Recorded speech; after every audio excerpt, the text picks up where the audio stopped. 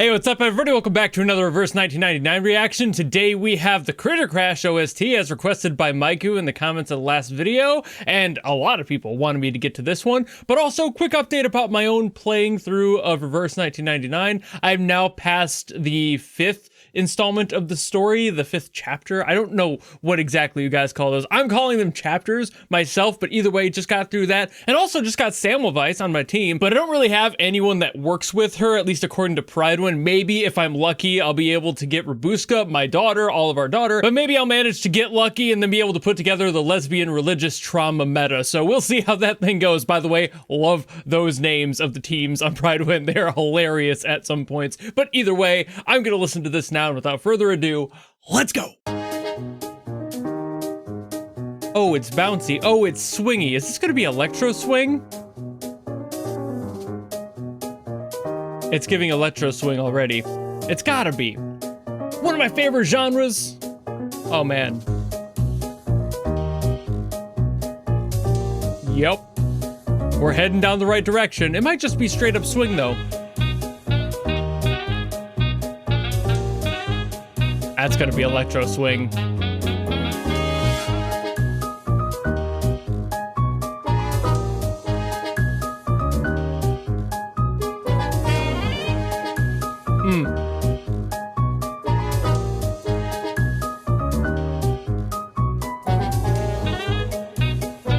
I don't know, maybe it will stay, but we're in the menu right now. So it might liven up for the battle. Oh. Called it.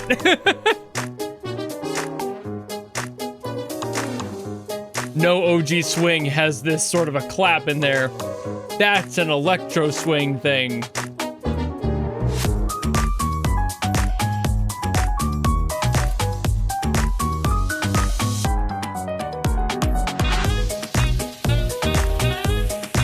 Hell yeah, dude, I love this genre so much. Electro swing is so much fun. It's been one of my favorites for, God, well over a decade.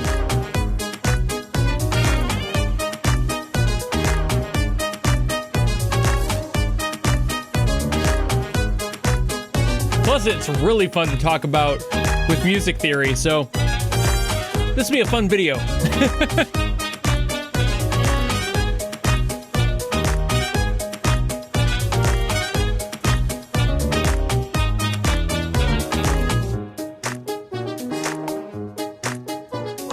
I think the reason it's such a blast is because of how simple it is in the general approach to what electro swing is too. Just that extra boost that electro adds to the already really bouncy swing.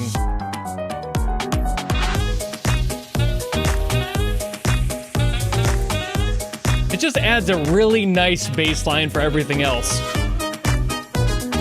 I mean, you could already hear the bass line, right? It's already kind of fire, but the electronic elements just bring that out, really make it shine.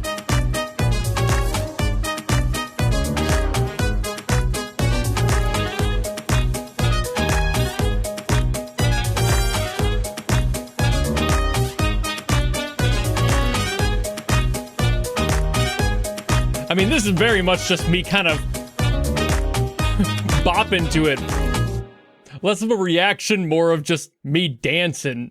I don't see a problem with that personally. All right, so glorious day. We get to talk about electro swing. I have been, like I said during the reaction, a fan of this genre for years and years and years, probably longer than a few of you have been alive, depending on how old you are, albeit I assume a lot of you guys are above the age of like 10. But also, I don't know. Either way, this is really fun. For example, this song is pretty standard on what they do for that, which is just following that basic jazz bass line downward, which is very much just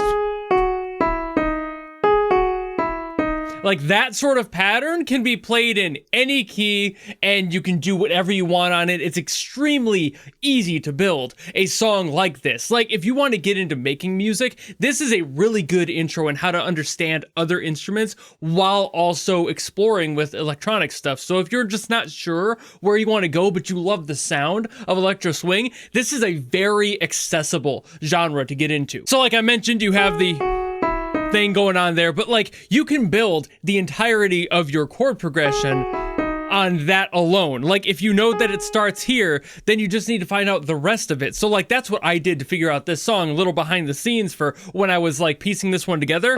I found this and I'm like, okay, there we go. That's our first chord. That is a G sharp minor. So we've got that. And then the last one of that, like, because again, that's our first one.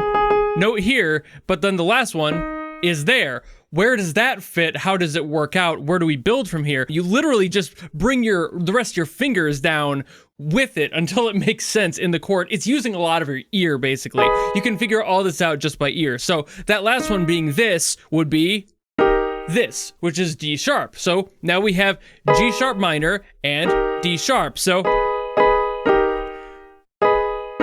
and you can already kind of hear how it builds from there, but then we have these step downs. However, in this song, I don't think they have the second step. I think they just have the first and last as like the main basis of this song, but then they do have the E in here, which is the third one technically in this build.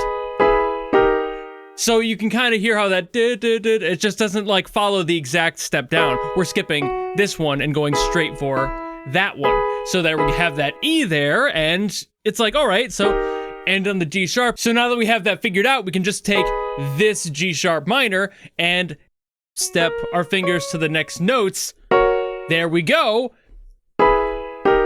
Now we have it. So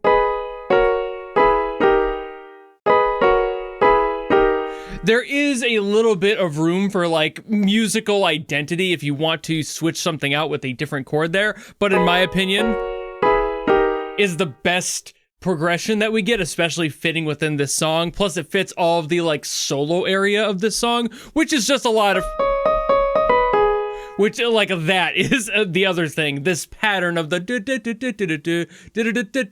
like that is the pattern. Is what you need to do basically everywhere. You want to do a solo over this, sit within the chord you got, sit within the key you've got, G sharp minor in this case, and you just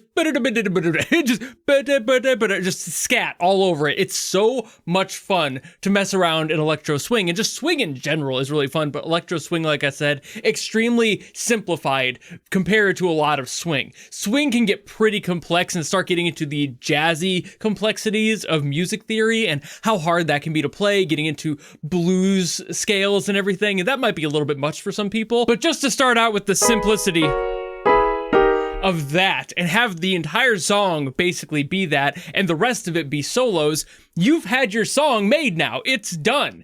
4 chords, looping on repeat, throw some different instruments in there, have some different horns do different things, keep doing random solo stuff on the keyboard. And one of my personal favorite things to do with this one is clustering your notes. So when you're doing a solo for this sort of a track, you want to have like these little half-step falls that don't really work if they're together, like these 2 center ones here, C sharp and D sharp.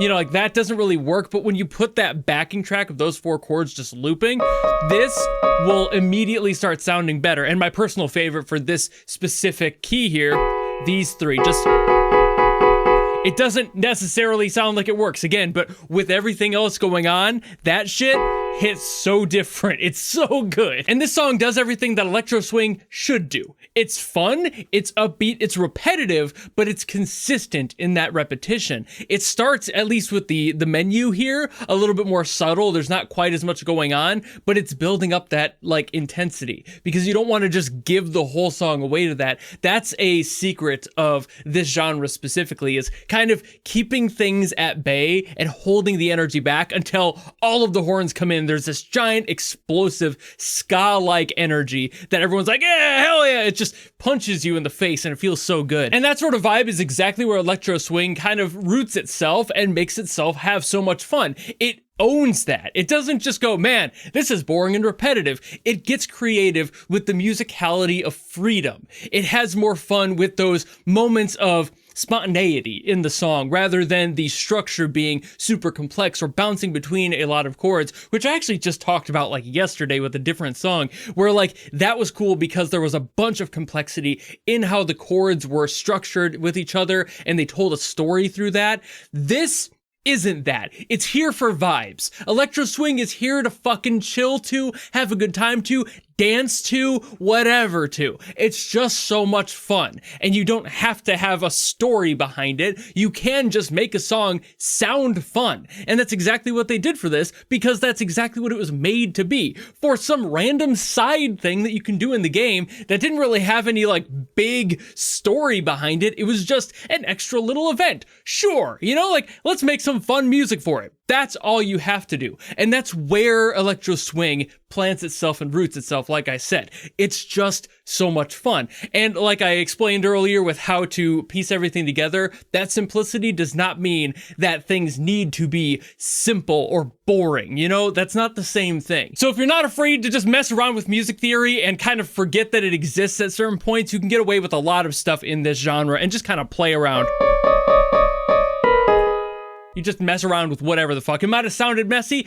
That's the point. That's the glory of this. You don't have to have things line up perfectly. And a lot of those dissonant things in here like that are supposed to be there in this context. That's why it sounds so cool when people are just kind of wailing on it on the keyboard. That's that freedom, that humanity that you add to music that makes it feel so much better. But I think I'm done yapping about it now, so thank you all so very much for watching. If you enjoyed this video and you have something else from Reverse that you want me to get to, by all means, drop in the comments below and I will do my best as always to get to those. Or if you don't want to do any of that and you just want to follow me and support me for more stuff coming in the future, you know how to do all that. And I'll see all of you in the next video. Goodbye!